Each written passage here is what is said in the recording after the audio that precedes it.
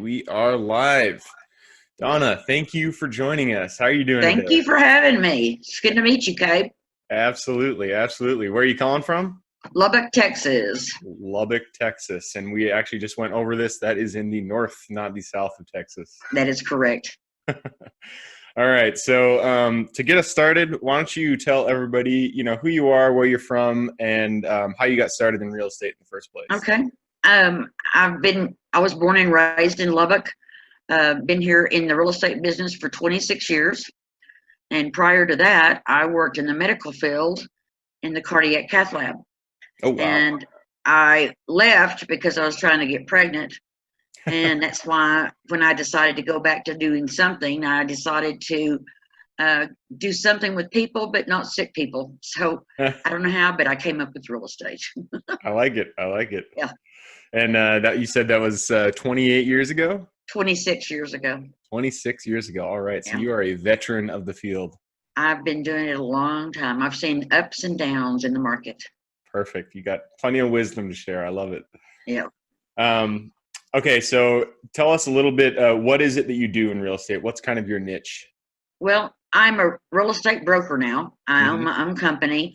Okay. But everybody that works for me works out of their home.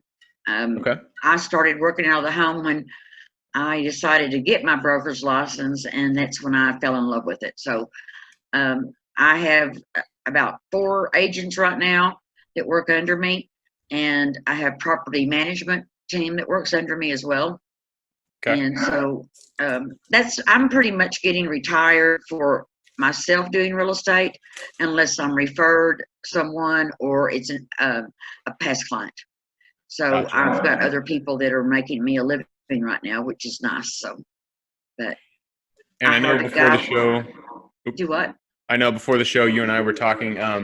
You used to be used to invest in real estate, and so you've since kind of veered away from real estate investing. I did. I've bought several properties, and I guess about 14 years ago or so, I decided to liquidate just because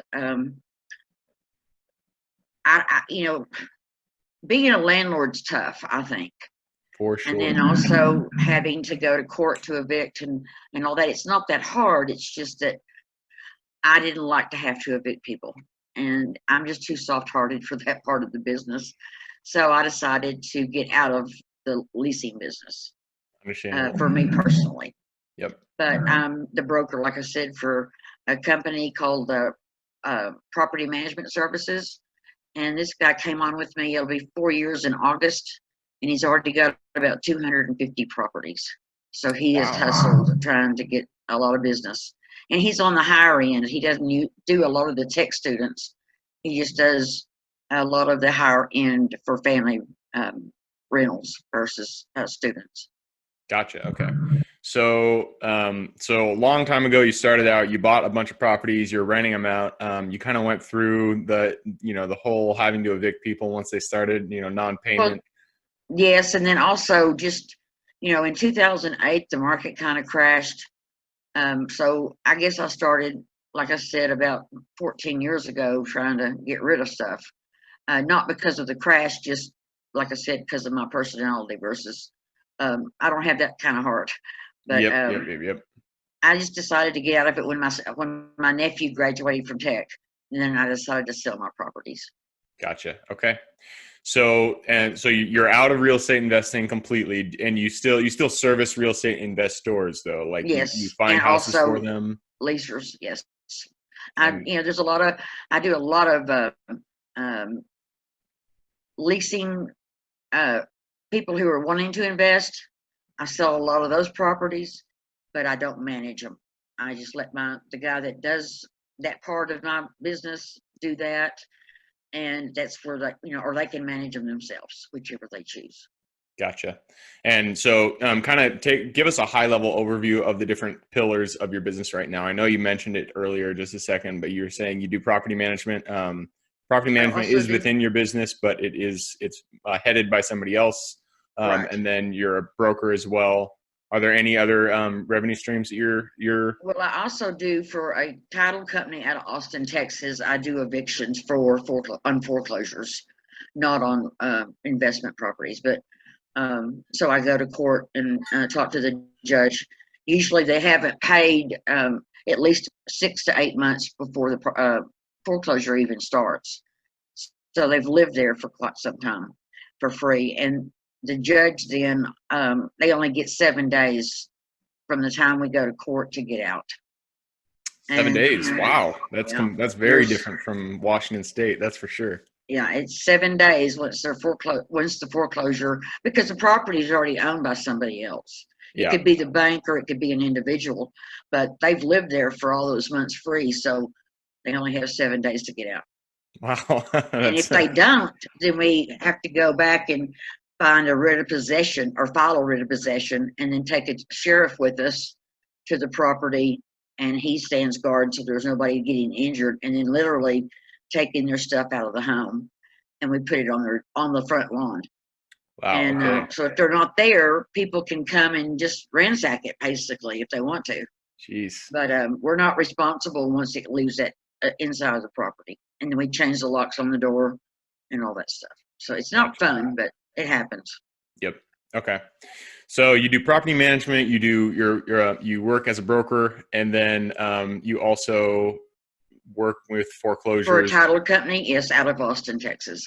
It's all the foreclosures that are located within our region here. I travel probably at least 50 to 75 miles to do foreclosure evictions with judges. Gotcha. Okay. Okay, so kind of we're going to go a little bit further into your business, kind of how it operates now that we've got a kind of high level of understanding of where you're at. So kind of, can you describe how do you go about attracting new clients for any sector of your business? And what's the favorite tool that you use to do that? Is it completely networking? Do you do digital marketing? I do a lot of networking, and Facebook.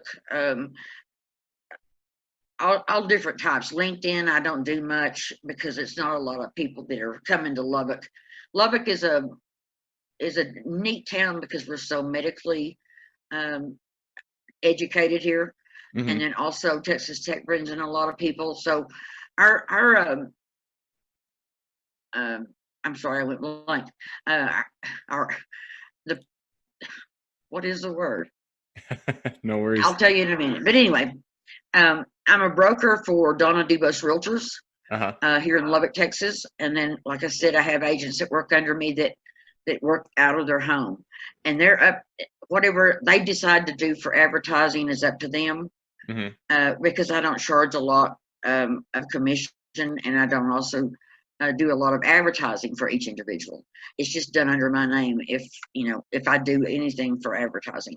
Now, I might mention other agents and their qualities and what they like to work with. If it's a new buyer or a brand new buyer, basically, that's never bought before, I love to work with those first people. And, there's high-end buyers, there's, investment buyers, there's all kinds of different buyers, but I try to separate that and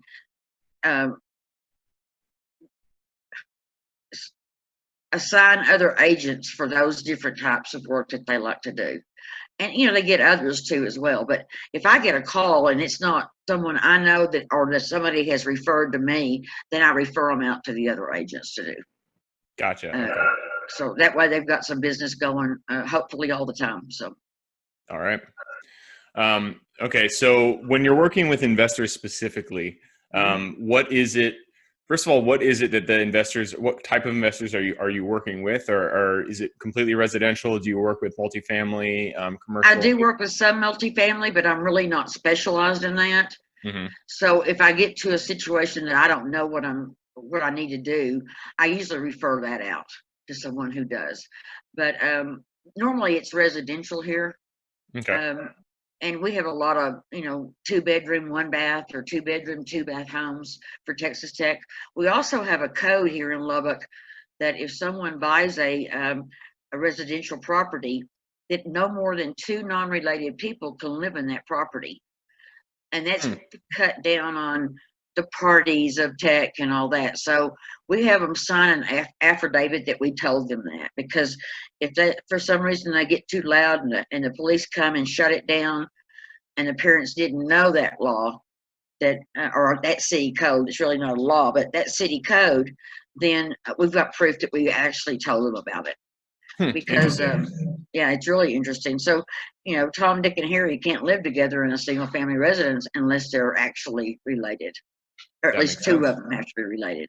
So it's kind of difficult for a lot of parents who want to buy investment properties for the 4 years that their child's going to be in at tech, and then not have 3 or 4 roommates to help pay that mortgage.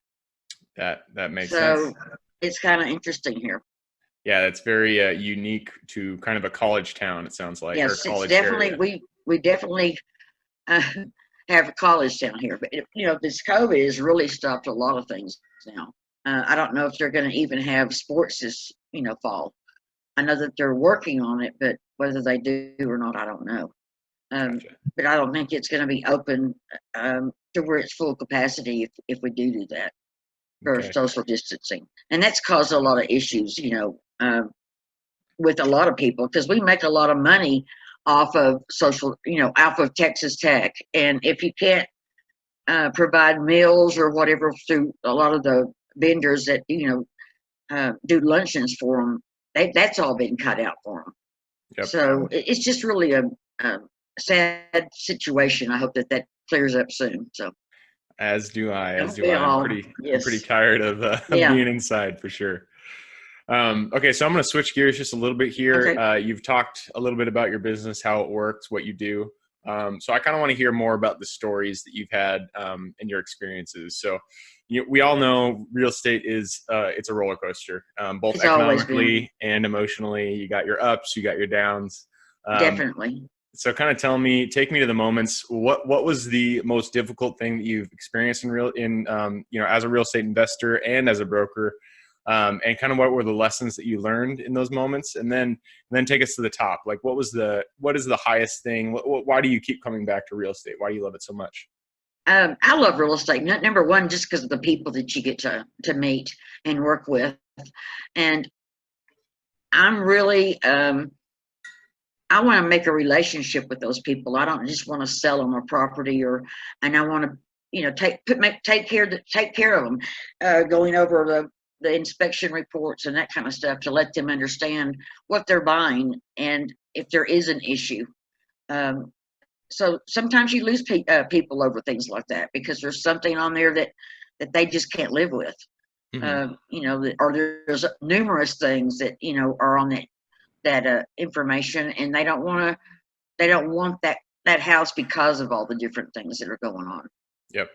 with it. So that's difficult. But I'll tell you a story. When I first got in the business, I worked for a company called Westmark Property Man or Westmark, and I went there because of the training that they did. I had my first gentleman came from Winters, Texas, and he wanted to buy a house for his daughter to go to school, and he wanted it to be around 20,000. Well, Okay. there's nothing that you want to put a kid in for 20,000, or in a location that you want to put them in, especially a female. So I showed him everything we had, and he just couldn't do it. So we went up to 35,000, and I found a house for him. But anyways, he bought it, and he wrote a letter to my broker and said that I gave him Cadillac service on a VW budget. And I'll never, ever forget that, because that just made my day. And then I challenged a builder one time. I went in and looked at his property. He was sitting in the house, and I asked him if he had a realtor that was working with him. And he said no. And I said, if I can sell this property, I want you to list all your properties with me. And he just kind of laughed, and I said, I'll sell it this weekend. So I went in and showed the house that weekend, and I wrote a contract. So I got all of his business for about 10 years after that. Wow. So, you know, you have those. And then the worst incident that happened to me was I sold a custom property to be built to one of my friends. And all of a sudden, I'm out showing property that day, and I come in, and the secretary gives me this business card, and it's from the IRS. Uh-oh. And I thought, oh my God, my husband didn't pay taxes, or what's going on here? So I called him, and he told me that I could tell him where this builder was, or he would take me to court and make sure that I told him where it was. Oh Well, man. I said, what do you want to know? And he wanted to know a lot of things. So I told him everything about where this builder had things hidden. And, he had a boat hidden in one of the garages of one of his other houses.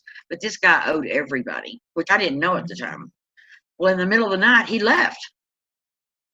And I mean, I've got my house going with my friend that he's supposed to be building, and all he's done is dig the basement. Oh geez. And so I go to the land developer at that time and told him that I needed help. And he said, what's going on? And I said, well, this builder left town, and I need this house finished, and I don't have a builder. And so he took it on. And I ended up being his realtor as well for land development and new sales of custom homes. Oh So wow. that's how I really got into the business, and I loved what I did.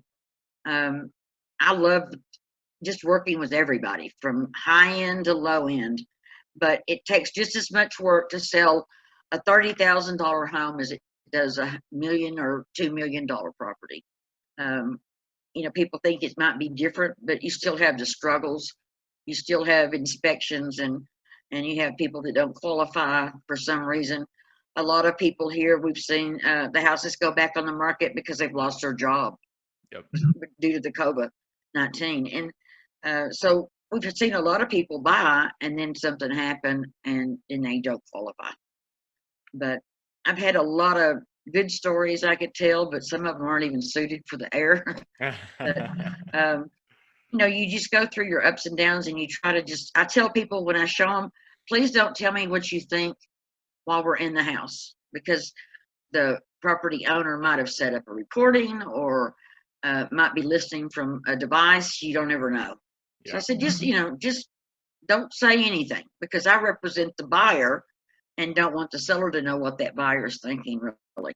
So just say, don't say anything until we get back outside or back to the car. So that's smart. been interesting to work with people and say, don't say anything. But I always do that. But I want them to be level with me when we do get out in the car and tell me what their truth is and what they really think. And then I can walk them through the differences, or why, or whatever. So I do enjoy all different types of people. I haven't had anybody that I didn't want to work with. So that's a good thing. Wow, you're blessed. So it sounds like I mean, your peaks have pretty much just been the relationships that you've developed You over the want the years. relationships, and you want to keep them, because if they stay here, usually within 5 to 7 years, they're going to buy something else. That makes sense. So you want to keep that channel going all the time, and you want to stay in constant contact with those people. Not constant, but you want to stay in contact with them at least 4 times a year, and let them know that you're still there, because I think that people forget who their realtor is faster than anything, especially their name. And if we move from one company to another, you need to announce that so people know who you are, or remember that you were their realtor and that you've moved. So how what's the best way that you've found of doing that? Just keeping in contact with people. I do mail outs. I do phone calls. So you I do a call lot phone of calls, meaning do like what, you sir? call people. I You do said call phone people calls, meaning you'll call them every month, every year. about every quarter, and just say, Okay. how are the kids doing? Is school going good? Or, just wanted to check and touch base with you and let you know that I was thinking about you today, or this today is your, 1 year anniversary of buying your home. Oh, nice. Okay. And, that's how I keep in touch. And also, if they have kids, I like to get the birth dates so I can call and wish them a happy birthday and let the parents know that, you know, that just reiterates that they know that I care about them, and that I would love to work with them again if Absolutely. there's ever that chance. So Yep, absolutely. Okay, so we're gonna change gears one last time here, and I kind of want to go into your personal motivation, and what makes you succeed in this business. You've already kind of touched on it a few times. You've talked about just connecting, being in connection with your clients, and keeping in contact with them. But If you could kind of highlight just one habit that one personal habit that you have that most contributes to your success as a real estate, used to be investor, now broker, what would that habit be? Well, I think also to work with investors, you have to, know exactly what they're wanting and what part of town they want and that kind of stuff, because we have a variety of houses here. Mm-hmm. So you have to kind of know what everybody wants when you go out with them. Yeah. But I feel that every realtor gets burned out if they work 7 days a week. And when I first got in the business, sweet little lady who's now deceased, but she came up to me and said, "I want to talk to you." She took me in her office and she said, "You need to start taking 1 day off a week." And I didn't understand that. And I said, "What do you mean?" Because I was this go-getter. When the phone rang, I got up and went and showed. And she said, "You need to take 1 day off a week, if it's a Thursday or, whatever day, Monday, and just block that off as if you're busy. So if somebody calls in, you take the phone call, but you tell them that you're already booked for that day, but you'd love to work with them, the next morning or whatever day that they would like." And that way, she said, you won't get burned out. That's your personal day to go do Recharge the something batteries. that, to just recharge. And you have to recharge, or you do get burned out. But you have to be an outgoing person to be in real estate. I tell people, don't go home. Go and, if you go to the grocery store or go to the mall or wherever you might go, you need to be present so people know who you are. And you can't, Gotcha. and I can talk to a wall. So that's another trait. You've got to be able to talk to people. And Got to be able to talk to a wall. yeah, you've got to be able to open up and let people know basically what you do. And so you might start with something. I got in an elevator one time and I had foot surgery and I had those blue boots on. And you know how everybody gets in an elevator and they always look down. They don't look at each other and say hi, or they just get in and push that button and their backs to you. Yep. So I had this sweet little lady next to me and I nudged her and I said, "I bet you wish you had shoes like me." Well, the whole elevator just died laughing. And I said, "This is the toughest thing I have to do, is walk in these boots and sell real estate."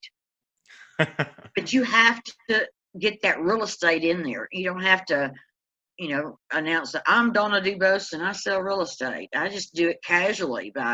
These boots are really hard to work in, and especially you selling real estate, you just have to kind of get that plug in there. Yep. So, Just let it be known that you are yeah, a you realtor. just have to, always mention it or have a name tag on that says that you're a realtor. You just need to do it some way, but I can do it verbally. Like I said, I can talk to a wall, so I can do it pretty much anyway. So I like it.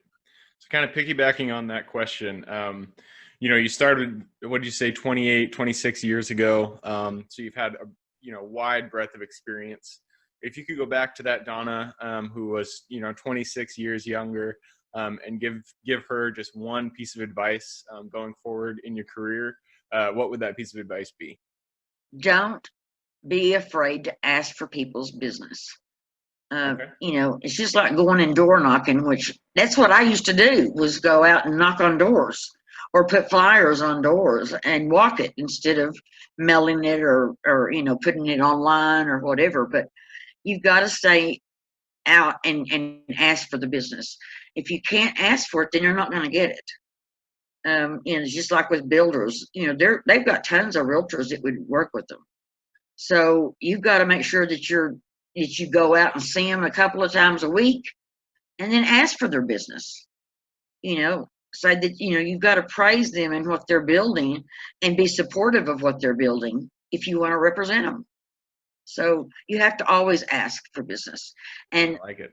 I was a go-getter. I never sat around the office. I went out and like I said, I could talk to a wall. So I would go out and just, even if I was shopping, somebody would say, "Well, how's your day?" when you're checking out the grocery store. And I'm going to say, "It's great. I just listed a property." And then they know that you're a realtor. All right. So, you can always get it in there. Yep. So, And kind of tying that back to investing. So you said you have to ask. And so if you were, back in your investor's shoes, that would be asking other agents if they could pass you any real estate investment deals that come along their table. Does that sound about right? yes, it really does. I mean, Okay. you just got to be available. Yep. And you got to be a go-getter and find what those investors are looking for, because it might not be listed. And if you need to go knock on doors and ask somebody if they are willing to sell their property, you do that, or you call them, which I don't ever call anymore because there's a lot of do not calls unless I've worked with them in the past. Okay. So you don't want to call a lot of people on the phone because it's a do not call. Yeah. So, and you don't want to upset them in any way to where they're going to turn you in that you called. Yeah. So I do a lot of mail outs, or like I said, go up to the door if I really need that property, and I go up and ask. I don't call, but I'll go up and knock on the door. All right. All right, Donna, we are at the end of we're over our 20-minute period. We like to keep these segments pretty short. So first of all, I appreciate it, and I'm sure everybody listening and watching has appreciated everything that you shared with us. I mean, you need things too, so give us two things. One, if somebody wanted to get in contact with you, what would be the best way to get in contact with you? And two, what is it that you need that you would like if somebody brought to you? And I didn't understand the last question. What is it that you want people to bring to you? So usually I ask this for investors. So a lot of investors will say, if you have any distressed single family properties, I'd love to see them. If you have any distressed multifamily, you're an agent. So you probably want anybody who's looking to sell a house in the Lubbock area. You bet. Like I said, I'm Donna Dubose, Realtors. I've been in the business 26 years. I've been through the highs and the lows of the business, but you can contact me at 806-535-1920 and leave me a message if I don't answer, or you can text me as well. And if you can't reach me, usually I contact somebody back within 30 minutes. That's my goal. Even if I'm showing, I'll get in my car and call somebody back and say, this is, I'm with a client. Would you please let me call you back when I get through? And that usually works really well. Or you can also look me up in Realtors or under Lubbock Association of Realtors. But we have websites with West Texas, with Real Property Management Services. So he'll help you with all of your investment or your rentals that you want to purchase, or I can actually transfer you to him. But we're available for all different types of business, commercial, real estate investment, real estate flipping, real estate buying and selling. I don't do a lot of commercial real estate, but I do have some people that I would be confident in referring people to. So I think that, they've got a good variety if they choose Donna Dubose Realtors. Okay, sounds good. Well, again, Donna, stay on after I sign off here, but it has been a pleasure talking with you. And again, I speak for everybody, both listening and watching. Thank you for coming on and sharing your wisdom.